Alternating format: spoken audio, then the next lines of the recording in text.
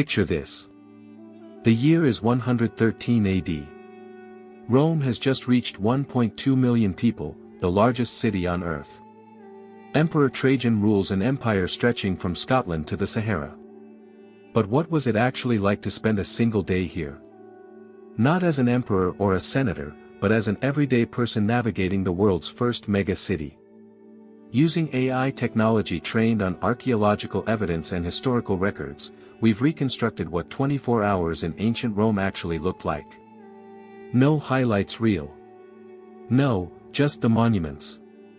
We're talking about the real city, the crowds, the noise. The smells. The danger. From dawn to midnight, this is what life was actually like in ancient Rome.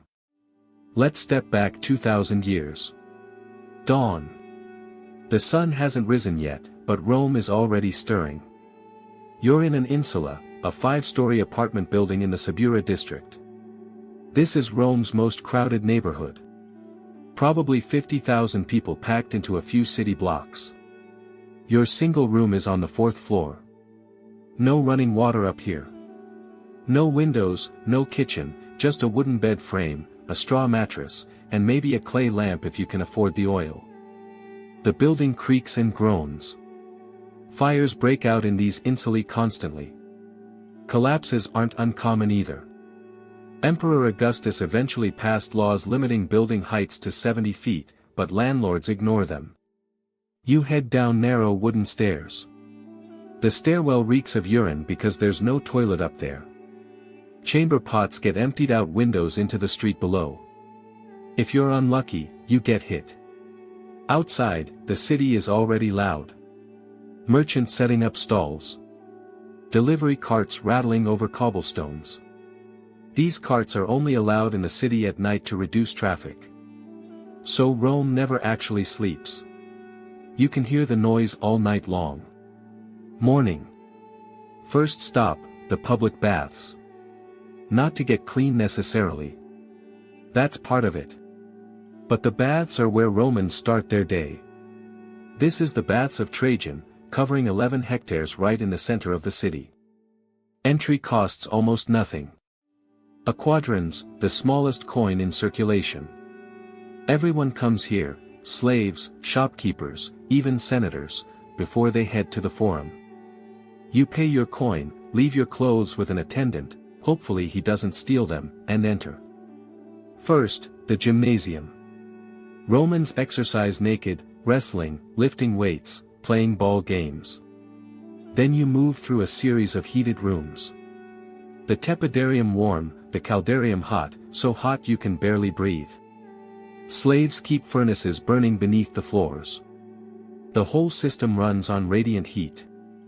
Finally, the frigidarium, a cold plunge pool. The shock to your system is the point. Romans believed this routine purified the body and sharpened the mind.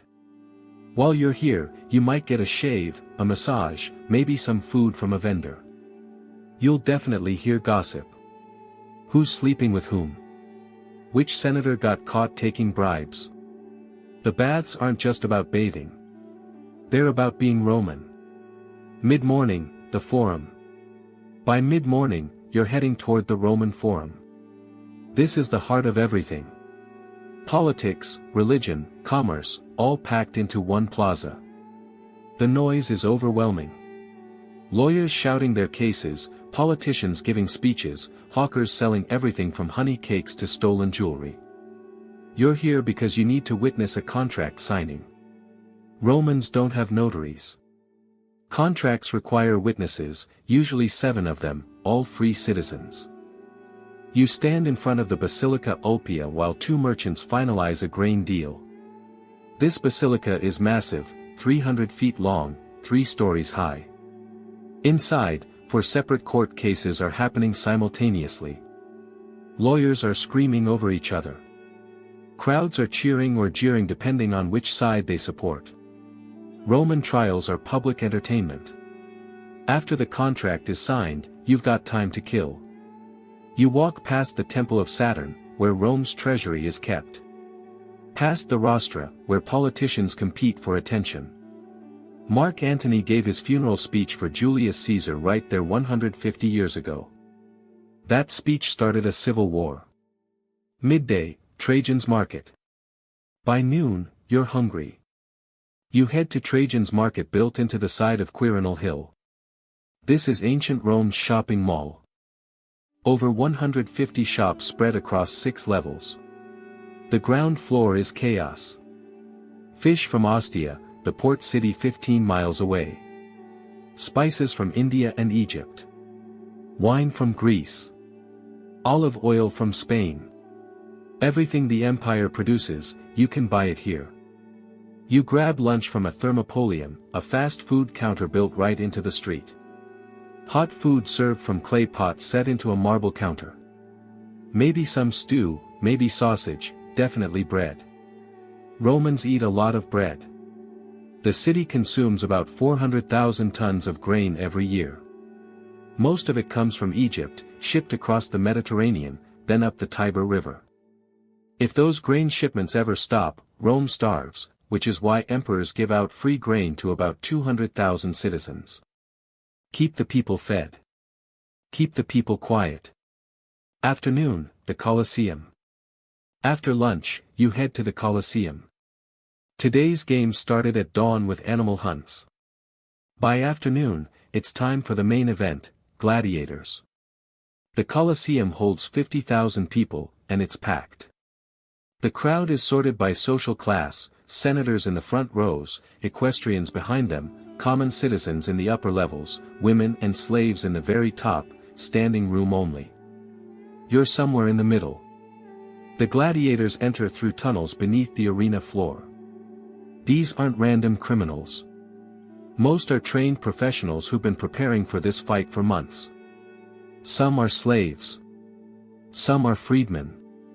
A few are volunteers who signed contracts for the money and fame. Successful gladiators become incredibly wealthy. They're also celebrities. Women write love letters to them. Children collect figurines of their favorites. The fight begins. One gladiator is a murmillo, heavily armored with a large shield and sword. His opponent is a retiarius, nearly naked, armed with a net and trident. It's over in minutes. The retiarius is down, bleeding from a shoulder wound. The crowd decides his fate. Thumbs up means mercy. Thumbs down means death. Today they're generous. He lives. The next fight starts immediately. Early evening, dinner. By late afternoon, you're heading home. If you're wealthy, you'd go to your domus, your private house with a garden courtyard and dining room for entertaining. But you're not wealthy, so you're heading back to that cramped room in the Subura. Dinner is simple. Bread, cheese, maybe some olives. You don't have a kitchen, remember? No stove, no fireplace. Cooking fires in wooden apartment buildings are how half of Rome burns down, so you eat cold food or buy something hot from a street vendor. If you want a real meal, you go to a tavern. These places have a bad reputation. Gambling, prostitution, fights. Respectable people don't eat at taverns, but half the city eats there anyway because they don't have a choice. As the sun sets, Rome changes. The streets get dangerous. There's no street lighting, no police force patrolling neighborhoods. The vigiles, Rome's fire brigade, are out there, but they're focused on fires, not crime. If you're smart, you stay inside after dark. If you have to go out, you bring friends and maybe a torch and definitely a weapon. Muggings are common, so are murders. Bodies turn up in the Tiber all the time. The rich travel in litters carried by slaves with armed guards walking alongside. The poor take their chances. Meanwhile, those delivery carts we mentioned earlier, they're flooding the streets now. Oxen pulling wagons loaded with grain, wine, building materials. The noise is constant.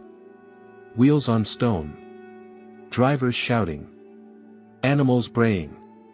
Roman poets complained about it constantly. Said you couldn't sleep in Rome even if you wanted to. So that was 24 hours in ancient Rome. Not the marble temples and triumphal arches. The real city. Crowded, loud, dangerous, exciting, filthy, magnificent. 1.2 million people somehow making it work in a city that had aqueducts and sewers, but also human waste in the streets. Public baths where everyone bathed together and insulae where families of 6 shared a single room. Free grain for the poor and gladiators dying for entertainment. Rome invented urban living on this scale. And yeah, they made mistakes. Fire codes ignored, crime out of control, wealth inequality that would make your head spin. But they also figured out how to feed 1 million people, how to give them water, entertainment, a sense of belonging to something larger. 2,000 years later, we're still using their blueprint. Thanks for watching cities. Creating these reconstructions takes an enormous amount of research and time. If you want to see more ancient cities brought back to life, hit subscribe and drop a comment. What city should we reconstruct next?